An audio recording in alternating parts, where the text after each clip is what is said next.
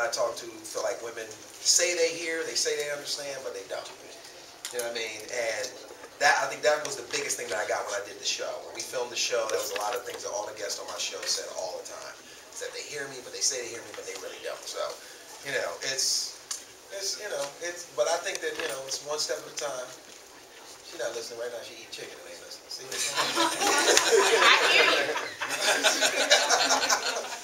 Any new projects you're working on? Yeah, I'm in the middle of, I'm one of the writers right now. I write House of Pain and Meet the Browns with Lance. I'm in the middle of getting ready to do 10 episodes of my own sitcom called Life with Dave that we start filming in June. I just joined Shaq's All-Star Comedy Tour. We're doing 25 cities around the country. And I got a new DVD. I just dropped a new stand-up DVD called I've Never Heard of You Either. So all of you are looking at me like I don't know you. I don't know you either. So, so you know, I'm working. I'm busy. I'm blessed. So you know, when you're blessed, you're working, taking care of my babies and my wife, and I'm happy. We're gonna get you to know you some more. Yeah, like I'm not going nowhere. Okay. Lance goes. Yes. The show, great success. Talk a little bit about it. Talk a little bit about the projects you've got coming up. The show House of Pain, it's been fun. We're approaching. Well, actually, we just shot our 200th episode. So we've been doing it 5 years strong. We're currently shooting. Got 20 more episodes to go. So it's been a nice ride. Okay, that's good. So, Drew, in front of the camera, all the ladies are loving it.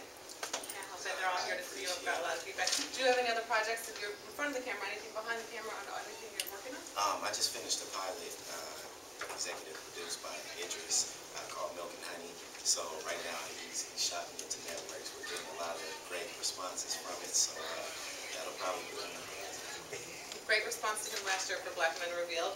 What questions are you expecting from the panel today, and what do you want to talk about? You know, I don't know what to expect. I hear that the ladies are going to pick my brain a little bit, so I mean, I'm just looking forward to giving my input on whatever questions that they have, you know what I mean, and learning a little bit myself. So what empowering words would you give to women who may not be here for Black Men Revealed, but in terms of dating and relationships and being true to yourself? Lead by example. I mean, treat your man how you want to be treated. You know what I mean? So it's just a little tiny bit. And how would you want to be treated? I'm coming to you next. And how would you want to be treated? What are those things? I mean, I want to be respected as a man. You know what I mean? I want you to allow me to play my position, to provide for you. You know what I mean? And there's things that you got to do. You know what I mean? Like what? I'll get into it. Oh, he's not telling them nothing, not yet. Should be here. And how about you? Women need to understand that you are wrong all the time. See, this is a 15-year difference. It's single, married, single, married. 20, 40. You understand? He gonna have arguments I'm never going to have.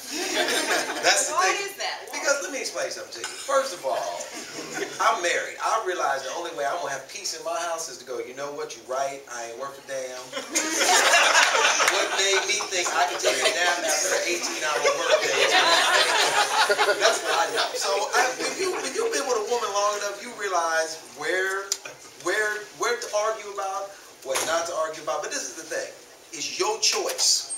Everything you did is your choice. It's not, unless he held a gun to your head, it's your fault. You where you want to be because you said, yeah, I can do that.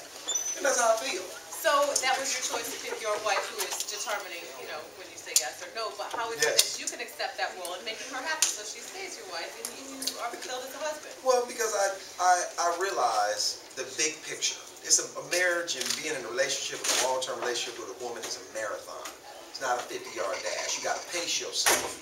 You know what I'm saying? Because you will run yourself out. It's like the arguments you have in the beginning, you don't have later on. You know, so I've learned. I grew up with 3 sisters. I'm the only boy. I've been around women all my life.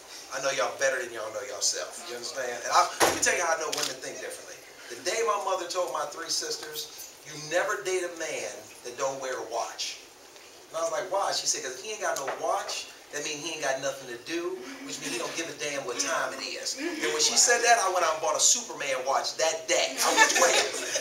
You know what I'm saying? But I just learned that women think differently than men. And you just have to ride it out. You gotta figure out how to get on there, and you gotta pick the woman you want, because ain't nobody gonna be perfect. So. Well, we're looking forward to hearing more from you. Yeah, I got a lot to say. I can tell. You had a pretty high-profile relationship in the spotlight. Can you talk a little bit about dating and dating in the spotlight and moving on? Yeah, I did have a public relationship. It's something now that I look back on it, I never would have did it like that.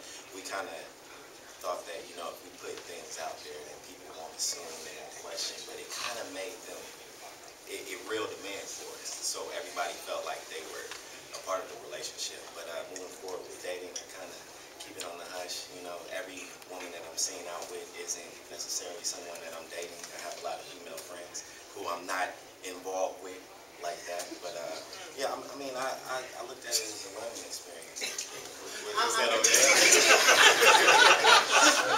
Every woman you see me with, I'm definitely doing something. And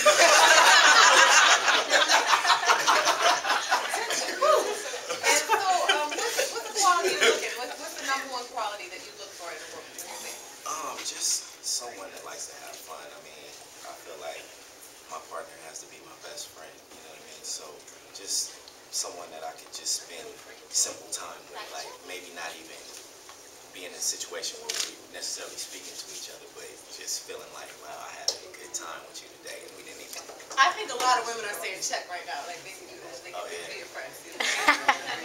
I mean, it seems simple, so how can you discern, you know, what's genuine in hanging with you? Because I think when you get to know somebody, usually in the beginning of the relationship, it's all good. So how do you discern, you know, somebody that's cool with you at the beginning, but then has those qualities to carry on in the relationship?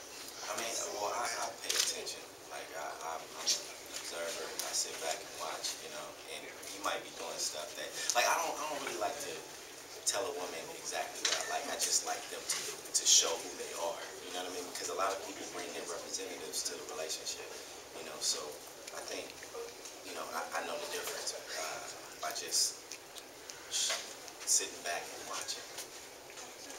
Well, we appreciate you guys joining us. Looking forward to Black Men Revealed with both of you gentlemen a little later on. And Mary Jane Wilkins Comet 2011.